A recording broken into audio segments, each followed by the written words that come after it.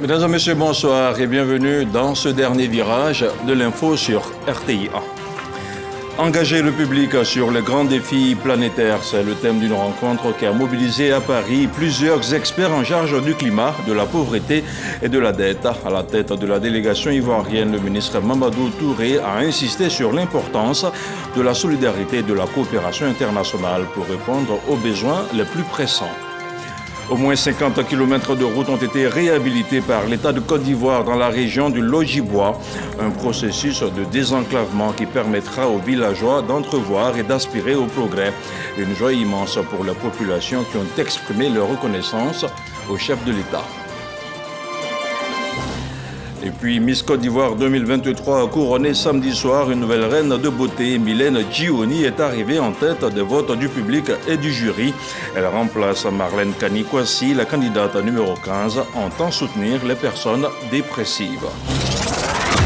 Voilà pour les titres. Merci de regarder RTI 1. En Italie, le directeur général sortant de la FAO est reconduit à la tête de l'agence onusienne, le chinois Kou Dongui a été à nouveau désigné par les 182 délégués des pays membres de l'Organisation des Nations Unies pour l'alimentation et l'agriculture pour les 4 prochaines années. Une élection rendue possible grâce au soutien des États africains.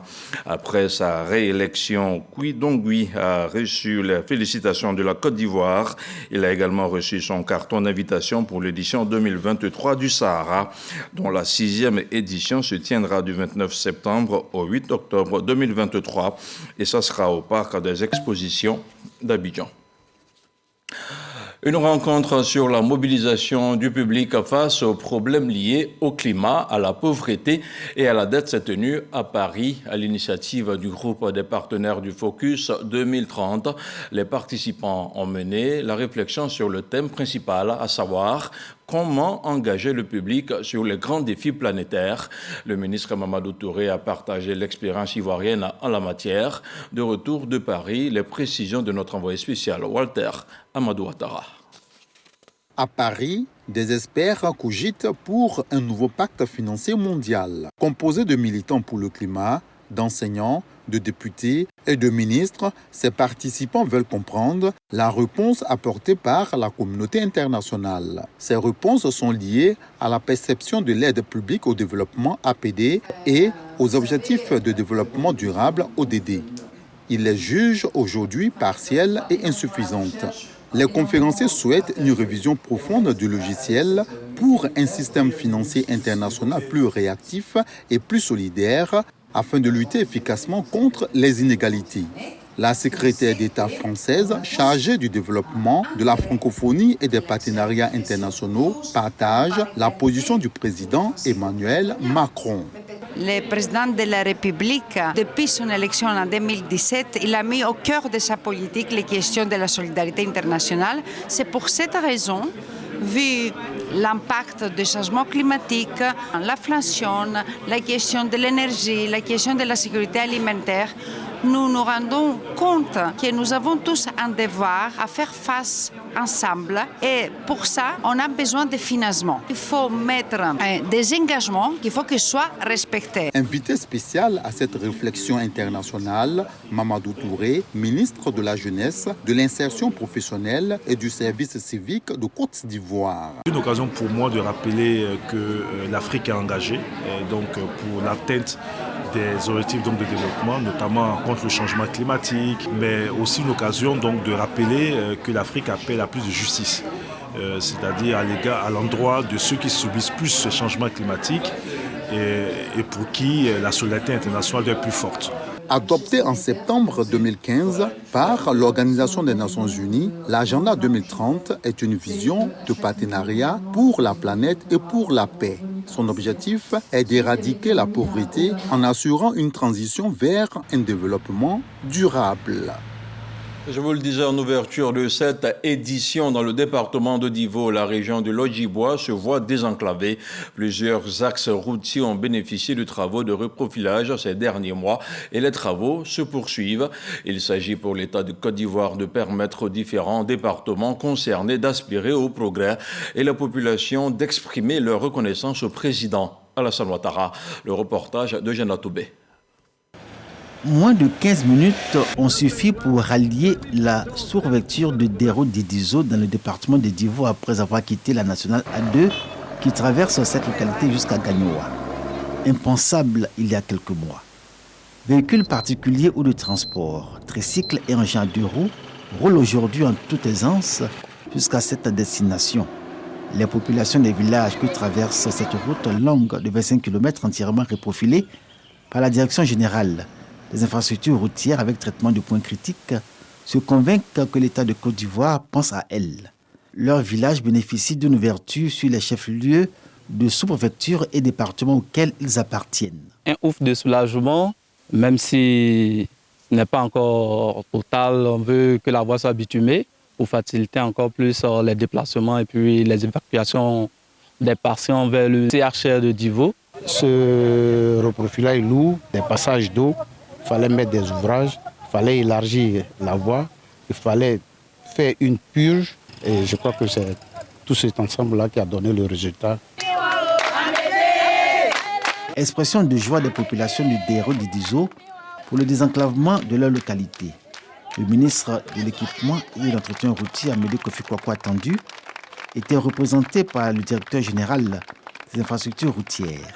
Germain Kwaku a été chargé de transmettre leur message. La reconnaissance de Dero Didizo et de tout le canton Hega au président de la République Alassane Ouattara sur le temps consacré à l'espoir. 30 autres kilomètres de route reprofilés impactant une dizaine de villages et campements sur l'axe Dero-Lakota seront livrés. Aussitôt l'annonce faite par le directeur général des infrastructures routières, les engins ont été présentés aux populations pour le démarrage des travaux. Ils seront exécutés en mode régie totale pour une durabilité des ouvrages. Pour aller par exemple à Casse-Ribéry, au lieu de 16 km, on est obligé de faire même peut-être 50 km de un grand tour. Donc vraiment, nous sommes beaucoup heureux. On n'a pas de route. Ben, si la nuit, une femme a des problèmes, ou bien est malade, on est obligé de mettre les gens dans des brouettes, sur des vélos, et vraiment, quelquefois, il y a des cas malheureux. Par l'acquisition du matériel, nous pourrons mettre en place environ 15 packs territoriaux sur l'ensemble du territoire qui vont permettre vraiment de résoudre beaucoup de problèmes dans le secteur. C'est une population de plus de 10 000 habitants des villages et campements des départements de Divo et Lakota qu'impacte la route en chantier Dero-Lakota. Pour ces hommes et ces femmes, un soulagement et un bonheur à l'idée que cette zone de forte production agricole va tirer le meilleur profit de son labeur. On s'intéresse maintenant à la 4e étape du dimanche de la solidarité qui a mis le cap sur la ville de San Pedro. Plus de 1000 familles vulnérables ont ainsi bénéficié du soutien du gouvernement. Il s'agissait pour Miss Belmonte Dogo d'apporter un brin de bonheur à ces populations défavorisées. Le commentaire de Michel Mambo. Des larmes, beaucoup de larmes face à cette visite inespérée. L'espoir renaît pour Antoinette Adou, 22 ans, mère célibataire et déscolarisée. Recueillie par une personne de bonne volonté, son vœu le plus cher était de reprendre le chemin de l'école. Elle pourra enfin le voir réalisé, et mieux, en attendant la prochaine rentrée scolaire, la ministre de la Solidarité et de la lutte contre la pauvreté qui lui rend visite lui offre le moyen d'entreprendre une activité génératrice de revenus. Merci infiniment pour ce grand geste qui est posé. Merci à Madame le ministre, à travers Madame le ministre, merci à Monsieur le Président de la République. Je vais applaudir merci pour toutes ces personnes-là que vous recueillez dans votre modeste maison. Vous partagez gîte et couvert avec ces personnes. Nous sommes venus ce jour dans votre maison. C'est vrai, pour visiter Mademoiselle Adou. mais surtout vous dire merci. Alphonsine Kay, 27 ans, veuve et mère de 3 enfants. Konaté Djeneba, ménagère handicapée vivant dans cette baraque avec 8 enfants et son époux malade. Bourou Jacqueline, veuve âgée de 75 ans, également sur la liste des heureux bénéficiaires de ce 4e dimanche de la solidarité de l'année 2023 à San Pedro. Au total, 1004 ménages vulnérables soulagés au cours de cette 4e édition, couplée à la fête des mères. Madame la ministre, votre soutien aux femmes de San Pedro et votre volonté de combattre la pauvreté sont des témoignages éloquents de votre engagement envers la justice sociale et l'égalité des chances. Et la ministre de la Solidarité et de la lutte contre la pauvreté, Miss Belmondo Dogo, d'insister sur les valeurs de solidarité et de fraternité qui tendent à disparaître. J'aime à le dire, ce que je peux faire, tu peux ne pas le faire. Mais ensemble, nous pouvons faire de grandes choses. Ensemble pour l'éducation de nos enfants. Si la voisine a son enfant qui prend un chemin qui va à l'encontre des mœurs de la société, notre rôle en tant que femme, en tant que mère, c'est d'aider cette voisine-là à redresser son chemin, aider cette voisine-là à ramener son enfant sur le chemin. Le concept Dimanche de la solidarité s'inscrit dans la vision d'une Côte d'Ivoire solidaire, vœu cher au président de la République, Alassane Ouattara. On parle maintenant d'éducation avec un programme scolaire qui met l'accent sur la non-violence à l'école qui vient de voir le jour. La phase pilote du projet a été présentée au lycée moderne Le Boutou de Dabou. Il est proposé par le Lions Club International et ses partenaires, dont le ministère de l'Éducation nationale et de l'alphabétisation. Le reportage de Régis Kofi. Ce matin-là, nous sommes au lycée moderne des Boutou de Dabou, à une 50aine de kilomètres d'Abidjan, où la journée débute par une classe un peu spéciale. Bon, on va se lever. Comme on n'a pas bien dormi. Pour commencer, petit étirement de groupe pour se mettre en forme. Une poignée de main pour resserrer les liens entre ses élèves et permettre ainsi une meilleure cohésion de groupe. Ici est un groupe de classe pratique, comme on les appelle, qui réunit une vingtaine d'élèves parmi les 796 retenus, tous issus des classes de 6e. Ils font partie d'un nouveau programme baptisé Lions Guest, qui vise à apporter à ces jeunes élèves les clés d'une adolescence réussie. Aujourd'hui, l'on parle de drogue. Non à la drogue. Sur ce morceau de papier, les élèves identifient ce qui, selon eux, constitue l'une des raisons qui poussent les jeunes à s'adonner aux stupéfiants. Pour encadrer les élèves, 70 enseignants et encadreurs, comme Conan Camara, ont eux-mêmes suivi une formation préalable au projet Lions Guest, initié par le Lions Club International et lancé dans cette école en mars 2023. Nous essayons, à travers un plan bien défini, de monter des leçons. Et puis, ces leçons-là, nous les transmettons à nos enfants à travers la méthode du learning by doing, qui est l'apprentissage, apprendre en jouant. 2 heures par jour, les élèves ont ainsi droit à ces moments de communion et de partage. S'éduquer soi-même pour devenir un citoyen exemplaire, la méthode séduit les jeunes apprenants. Je retiens qu'il ne faut pas suivre des mauvaises fréquentations, il ne faut pas fumer la drogue car la drogue n'est pas bonne pour la santé. Je trouve que ces cours sont géniaux. Madame nous permet de s'exprimer, elle nous laisse découvrir les choses de nous-mêmes. Ce lycée est le tout premier en Côte d'Ivoire à expérimenter ce modèle éducatif. Une aubaine pour sa proviseure qui espère ainsi conjuguer enseignement classique et éducation à la citoyenneté. J'ai adhéré au projet parce que, en tant qu'éducatrice, ce projet peut nous aider à améliorer nos rendements scolaires. Développer le sens critique sur les bancs de l'école pour mieux préparer les jeunes à la vie sociale, tel est l'objectif recherché par le Lions Club International en partenariat avec l'ONUDC et le ministère de l'Éducation nationale et de l'alphabétisation via son programme Lions Guest, qui n'en est encore qu'à sa phase pilote sur le sol ivoirien. Sur un tout autre plan, le secrétaire général de la Société ivoirienne de chirurgie orthopédique et traumatologique était ce dimanche l'invité de la rédaction de RTI1. Le professeur Samba Koné était venu parler du congrès de la fêtière qui s'est tenu à Yamoussoukro les 15 et 16 juin dernier. Avec Herman Guivet, il a dressé le bilan du congrès. Il s'est aussi penché sur les avancées de la chirurgie orthopédique et traumatologique en Côte d'Ivoire. Je vous propose de l'écouter. Ce congrès nous a apporté deux éléments fondamentaux. D'abord, un capital d'échange d'expériences, parce qu'à ce congrès, on a une dizaine de pays étrangers de la sous-région européenne qui sont venus assister à ce congrès. C'est le partage d'échanges en fonction de leur réalité et de nos réalités. On trouve un consensus et on discute. Donc c'est vraiment un échange qui a été fructif. Et deuxièmement, ça nous a permis également de former nos jeunes qui ont participé, environ près de 145 participants. Ça leur permet d'apprendre aussi. L'orthopédie est en plein essor en Côte d'Ivoire et on a la possibilité, on a les compétences, le personnel est là pour pouvoir faire ce genre de chirurgie en Côte d'Ivoire. Les patients qui viennent, qui souffrent d'une douleur articulaire, que ce soit la hanche, le genou, la cheville ou l'épaule, mais les plus fréquents, c'est les douleurs de hanche. Et c'est des douleurs de hanche qui évoluent sous un mode chronique.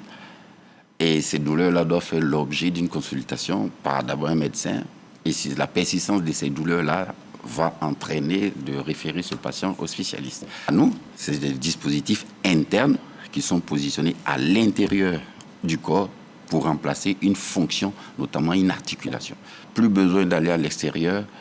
On souhaiterait que nos institutions nous appuient pour pouvoir faciliter la prise en charge dans les hôpitaux publics, surtout dans les hôpitaux publics, parce que sur 10 prothèses totales de hanches, il y a à peine 2 qui arrivent à se réaliser dans un CHU pour nous aider l'appui sur les implants prothétiques et l'aménagement de nos 2 hôpitaux, l'équipement du plateau technique. On parle maintenant de politique avec le candidat du RHDP dans la commune de Cocody. Samedi, l'ambassadeur Éric Tabat a été présenté à la jeunesse du parti. Une rencontre d'échange pour faire triompher le parti aux fouettistes lors des élections municipales le 2 septembre prochain. Astou Touré.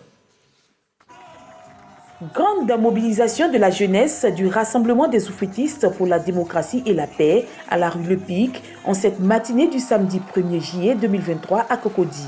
Il s'agit pour les jeunes de marquer leur engagement et leur soutien aux candidats du RHDP au compte des élections couplées municipales et régionales 2023.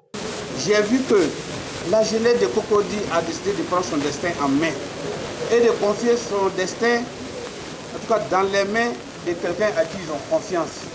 Et cette personne, c'est le grand frère Éric Tabat. Pour faire triompher le RHDP à Cocody, le mot d'ordre est lancé. L'objet de cette rencontre, c'était présenter son Excellence Éric Tabat à l'appareil politique de la jeunesse de Cocody. Et c'est chose faite. Je crois que les jeunes ont entendu l'appel et ils sont prêts à mouiller le maillot jusqu'au 2 septembre. Pour le rayonnement du parti au soir du 2 septembre 2023 prochain, Éric Tabat peut compter sur le soutien de sa famille politique. Il est de notre devoir de rassembler les vieux, les jeunes, l'ensemble des départementaux. C'est la raison pour laquelle les jeunes sont venus ce matin pour dire non seulement leur amour, mais le fait qu'ils sont prêts à aller travailler. Ils sont venus écouter notre candidat, ils sont venus écouter notre champion. La jeunesse du RHDP de Cocody est simplement en marche pour la victoire d'Éric Tabat. Moment d'échange et de convivialité entre jeunesse du RHDP et les cadres du parti, les jeunes se disent engagés et prêts pour la victoire du RHDP à Cocody. La ville de Divo ne doit plus commettre les erreurs du passé en période électorale. C'est l'engagement du maire Amédée Kofi Kwaku qui sillonne les différents quartiers de sa commune. Il a appelé la population à préserver la paix, surtout à la veille de la période électorale. Le compte-rendu de Jean-Jacques Kwame Alla. Dialogue 1, 2 et 3, Bukako, Briboreux 1 et 2 et Doulabougou. Au total, le maire de la commune de Divo a sillonné 12 quartiers de sa cité en 48 heures. La démarche d'Amédée Kofi Kwaku vise à sensibiliser les populations pour davantage ancrer la cohésion sociale que connaît le chef-lieu de la région du Nord-du-Bois depuis quelques années.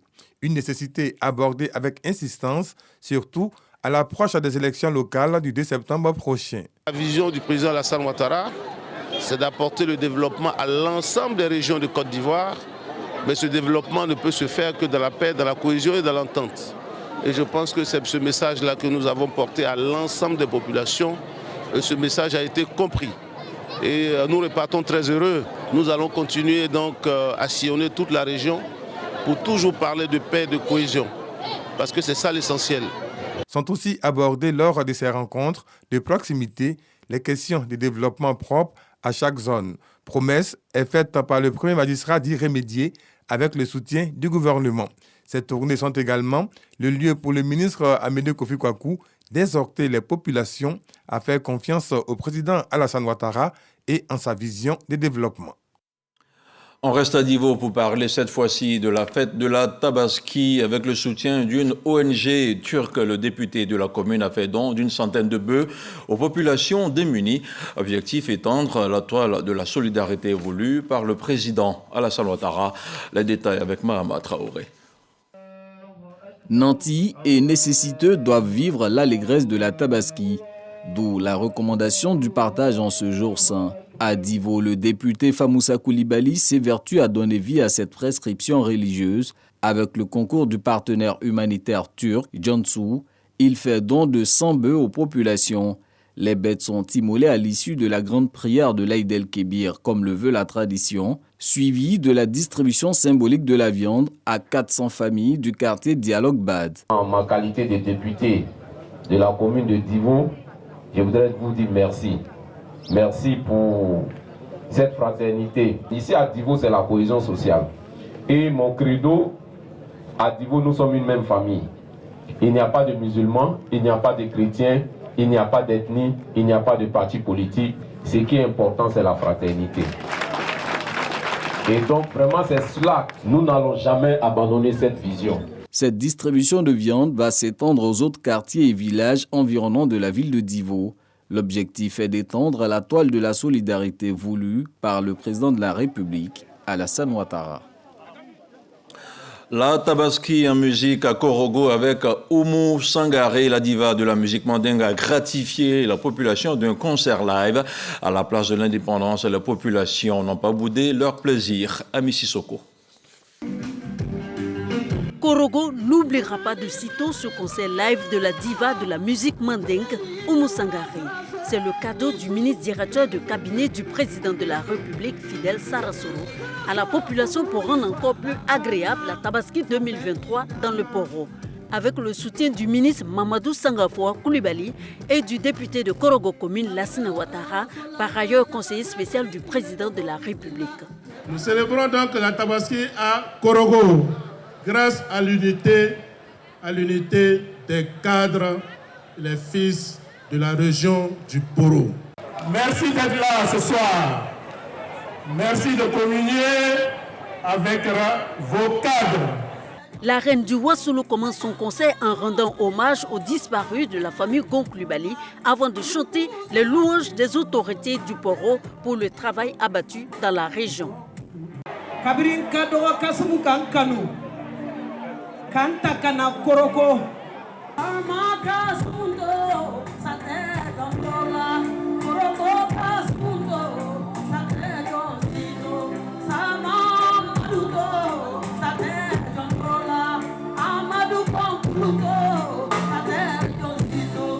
Avec ses morceaux cultes comme Diarabi Nene.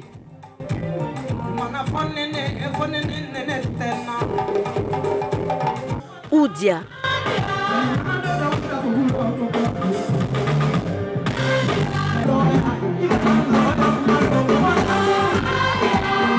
Ou encore ça.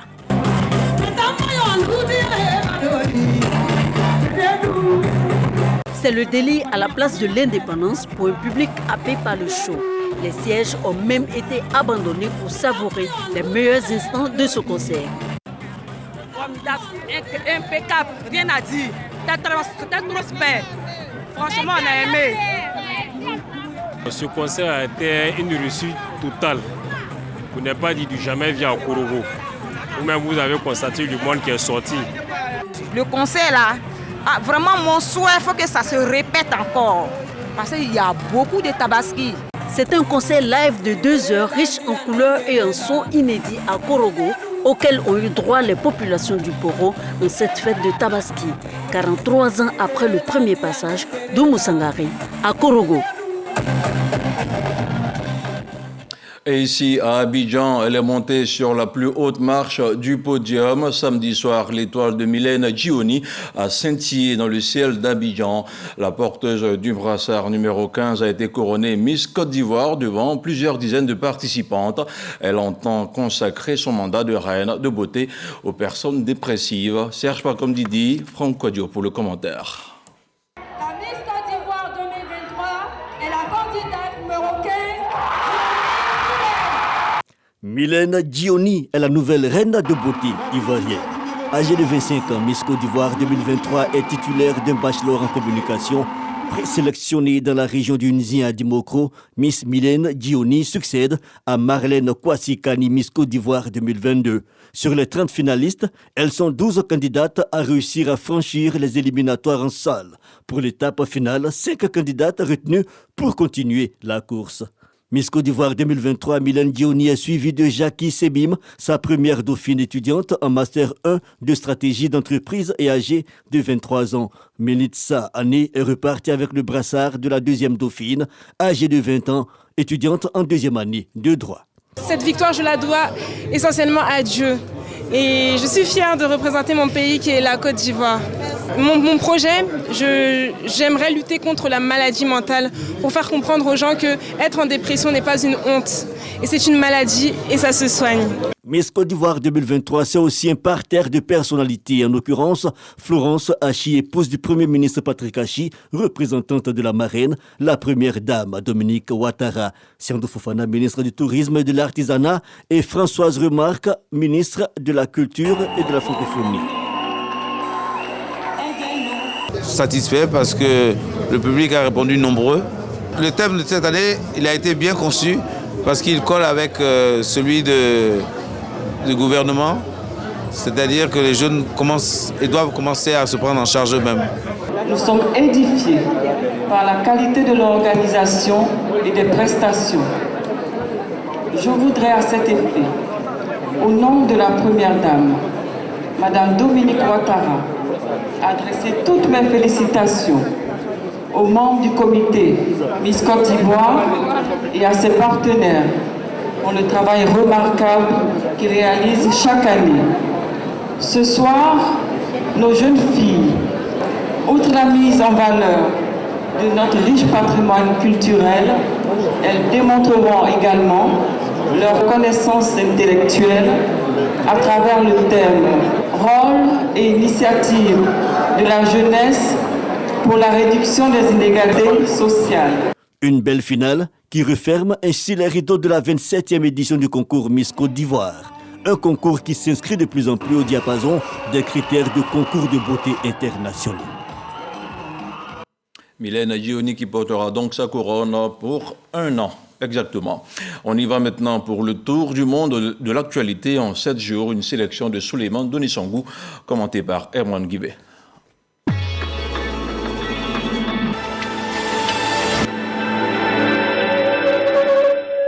L'armée soudanaise était en difficulté sur plusieurs fronts lundi dernier à Khartoum. Les paramilitaires lui ont ravi le quartier général de la police et son arsenal. Dans le sud qui borde l'Éthiopie, un groupe rebelle a ouvert un nouveau front contre elle. Les combats se sont poursuivis également à Niala, chef-lieu du Darfour Sud, où au moins 12 civils ont été tués. Le président sortant, Julius Maada Bio, a été réélu dès le premier tour pour un deuxième mandat à la tête de la Sierra Leone avec 56,17% des voix selon les chiffres officiels. Un résultat contesté par son principal adversaire, arrivé en deuxième position avec 41,16% des voix. Le corps de Al-Hussein, un jeune Guinéen de 19 ans tué lors d'un contrôle routier dans le sud-ouest de la France, a été ramené à sa famille dans la soirée de mercredi à Conakry. Et les autorités ont demandé que justice soit faite. Le policier français, un brigadier de 52 ans, auteur du tir mortel, a été inculpé pour homicide volontaire. La justice britannique a déclaré illégal le projet controversé d'expulser vers le Rwanda les migrants arrivés illégalement au Royaume-Uni, faute de garantie pour leur sécurité. En conséquence, le Premier ministre britannique Rishi Sunak a désapprouvé cette décision et a annoncé que son gouvernement allait demander la permission de saisir la Cour suprême. Le Conseil de sécurité de l'ONU a voté vendredi dernier à l'unanimité une résolution qui met fin à la mission de maintien de paix au Mali de la MINUSMA, lancée en 2013 pour empêcher une prise de pouvoir par les djihadistes. La junte militaire au pouvoir avait demandé le retrait des troupes, mettant fin ainsi à la mission de la MINUSMA dans le pays. Au moins 50 personnes ont péri dans un accident de la route dans l'ouest du Kenya, dans une collision entre un camion, des véhicules et des piétons. La Croix-Rouge kenyane, qui a dépêché des ambulances et des secouristes sur les lieux, a déclaré que de fortes pluies entravaient les opérations de secours. L'Union européenne ainsi que l'Organisation des États américains ont manifesté ce dimanche leur inquiétude face à la suspension de la proclamation des résultats du premier tour de la présidentielle au Guatemala. Dans un communiqué, la mission de l'Union européenne a appelé les institutions judiciaires et les partis politiques à respecter la volonté claire des citoyens exprimée librement lors des élections du 25 juin dernier.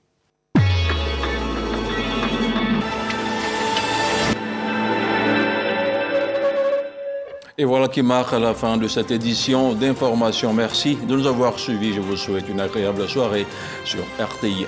Bonsoir.